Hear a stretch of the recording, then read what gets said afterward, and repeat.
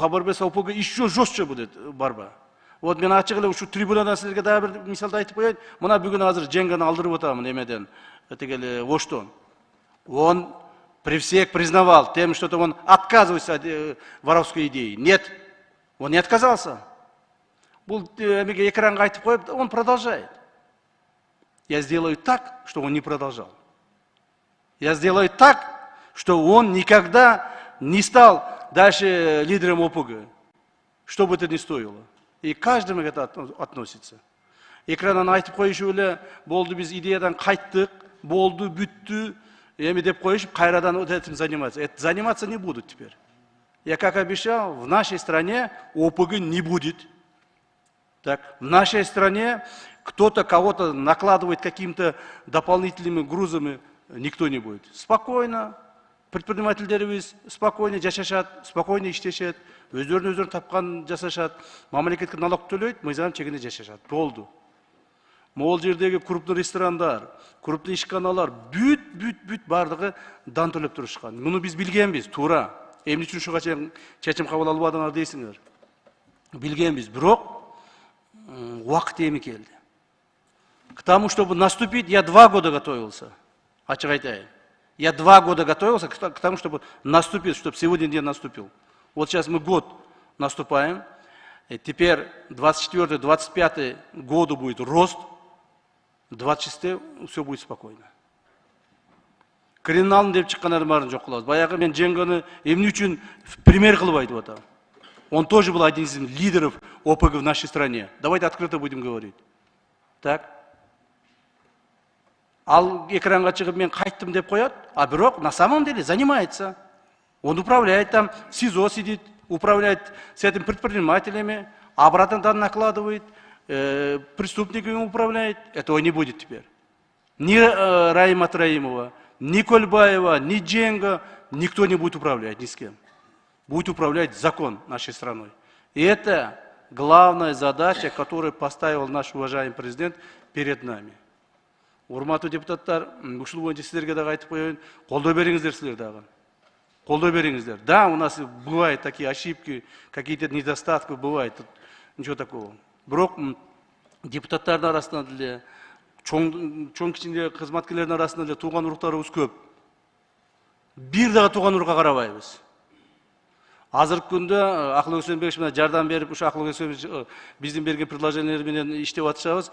Бүгүнкү күндө мамлекет кызматкерлер иштен алынып атса, кетип атса, ойлобогула жөнү кетип атат. Нет. У кого-то какой-то малейший связь будет, бүт алабыз баарынчы. Азыр эле мага бир депутат жолугуп, могул жерде биздин айылдан биздин бир жетекчи бар эле райондук деңгээлдеги. Так. Ошону иштен алып атыпсыздар, анын связи жок дейт. Я ему сразу сказал, у него есть связь с так называемым членом ОПГ Казак. Он ему передачу таскал. Поэтому мы его снимаем. Кийинки суроом Камчы Кыдыршаевич, мына Коопсуздук комитети тарабынан өтө чоң иштер болуп атат да. Мына бюджетибизге канча жылдан бери түшпөгөн акчаны бир түшүрдүңүздөр да. Баарыбыз көрүп атабыз, ал акчалай түрдө, акчалай эмес түрдө. Анан ошол иштерди аткарганы сиздердин кызматкерлериңиздин түздөн түз жашоосун төбөгөлгө салып атышат, өзүнө душман ашырып атышат. Ошол кызматкерлерге мындай бир стимул бере турганбы, мындай бир поощрение бере турган жагы каралганбы? Саламатсыздарбы, урматтуу депутаттар. Бул маселе боюнча биздин Конституцияда жазылган, мыйзамдарда жазылган функционалдык өз милдеттерибиз бар, ошону аткарып атабыз. Анан эми биздин өмүрүбүзгө коркунуч келет экен, же болбосо жана башка ар түрдүү шылтоолор менен отурсак, анда мамлекет өзгөрүү болбойт. Мамлекетибизде эгерде ушуга чейин бизде мына демократиянын аралчасы деп айтып келсек, мындан ары Кудай кааласа мамлекетибизде мыйзамдуулуктун мындай бир жакшы жашоонун, жөнөкөй адамдар жакшы жашоосунун аралчасына айландырышыбыз керек да. Анын үчүн баардыгыбыз аракет кылып атабыз. Биздин кызматкерлерге мен дагы бир жолу сиздердин алдыңызда рахмат айтып кетемин. Себеби мына кечээ эле болгон чоң окуяларда жанагы ОПГ менен уюшкар кылмыш топ менен күрөшүү маалында кызматкерлерге коюлган тапшырмалар так аткарып атышат. Ушунун эле негизинде кечээ күнү мына көптөгөн бүгүнкү күндө бир 200 миллион доллардан ашык акчалай жана имущество түрүндө уже өткүзүп бердик. Мамлекет уже сата баштады. Мамлекет сата баштады. Мына Курмент цементти азыр сатып атабыз. Курмент цемент ошол ОПГлардын колунда болчу. Азыр 5-6 миллион долларга келип атат, жанагы инвестор келип атат. Мына Айпери жанагы Айпери деген чоң ишкана бар, билесиздер. Салан красоту болуп эле ошол жерде бүт бандиттердин баардыгы ушу топтолушуп, ошол жерде бар кылып алышып, ошол жерде бүт өздөрү карап отурушкан. Ошону полностью өкмөткө өткүзүп бердик. Аны дагы бир 20-25 миллион долларга оцен кылып сатып атышат. Ошонун сыңарындай машиналар боюнча, алар боюнча майда чүлдөр көп нерселер бар, айтпай эле коеюн. Мына крупныйлардын бирөөсүн айтып коем, мына Ташкөмүрдө кристалл заводу боюнча. Ташкөмүрдө кристалл заводундагы ошо криминалдар ээлеп алышкан. Чоң ишканалардын бардыгын мамлекеттеги. Чоң мындай пайда алып келүүчү ишканалардын бардыгында долялары болуп отурушкандагы ээлеп алышкан. Азыр бүт баарын мамлекетке алабыз. Мамлекет ошолорду колдонот. Мамлекетке в общей сложности приблизительно на миллиард 200 миллионов долларов имущественные и финансовые средства алып атабыз. Кечээ эле бир чоң ишканадан Көлбаевдин 10 миллион доллар финансысын таап чыктык. Мына кечээ алар чакырып, ошолор өздөрү добровольно өткүзүп беришти. Нак акчасын. Буга чейин дагы бирөөсү 15 миллион доллар өткүзүп берди. Ага чейин дагы бирөөсү 10 миллион доллар өткүзүп берди. Бирөөсү 12 миллион долларды өткүзүп беришти. Бирөөсү мына азыр айтып атабыз 30 миллионду бересиң деп атабыз. Ошол, то есть ушундай чоң ишканал, прибыльный ишканалардын бардыгында алардын долялары болушкан. Ушунун бардыгын ушул суммаларды айтса, кээбилер ойлоп калышы мүмкүн, муну ГКМнын жана кызматкерлери алып атабы башка. Жок, мунун бардыгы 1 сомуна чейин. 1 сомуна чейин биздин счетко түшөт, ГКМнын депозиттин счетуна түшөт. Так, андан кийин президенттин указы менен президенттин став фондуна которулуп берет, же бюджетке которулуп берет. А дальше уже став фондтон президент распоряжение кылат, а бюджеттен болсо өкмөт распоряжение кылат. Ал эми өткүзүп берген имуществолордун түшкөн акчалар, аларды уже госимущество аркылуу өкмөткө түшөт дагы, бюджетке түшөт, ал жерден алар распоряжение кылышат. То есть биз ГКМБ ошол кабыл алган, өткүзүп алган имущество финансылардан 1 сом 1 тыйын распоряжение кылбайбыз.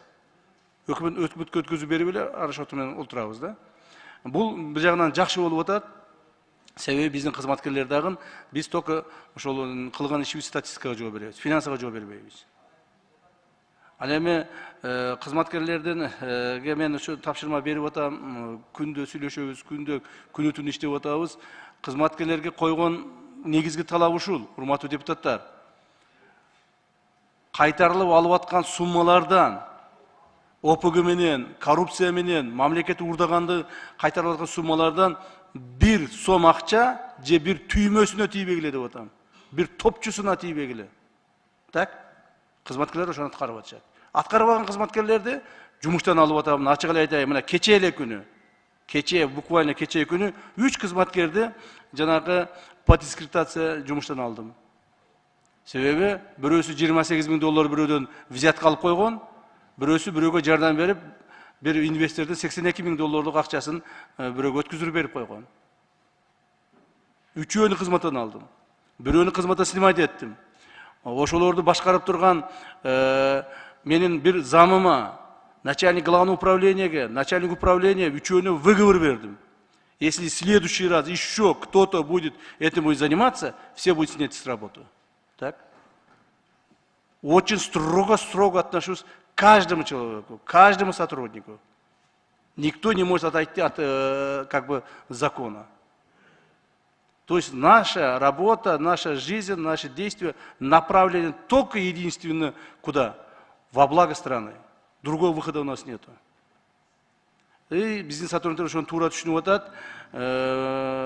Айлыктарыбыз жакшы былтыр көтөрүлдү. Бирок биз азыр өкмөткө дагы сунуш берип атабыз, дагы жардам бериңиздер, көтөрүп бериңиздер. Биз айлыкты көтөрсөк, bir жылына бизге где-то bir, ну, приблизительно айтам, мен анын точно айтпаймын силерге, естественно, 400 миллион сомдун тегерегинде акча келет экен. Так? А биз болсо 100 миллиардтаган сомду алып келип атабыз. Урматтуу депутаттар, өзүңөр карап көргүлө, Кумтөр канча таап атат жылына? 3 жылда канча таапты? 3 жылда ГКМдан бюджетке толукталган акчалар канча болду? Бул эмненин эмеси? Бул биздин бир жактан жакшы иштегенибиз, экинчи жактан бул мамлекетибиз ушунчалык жанагыдай коррупциялык, криминалдык, кландык, чириген системага айланып кеткен да. Ушул системаны биз тазалап чыгышыбыз керек. Мен муну айтып атам бардыгына.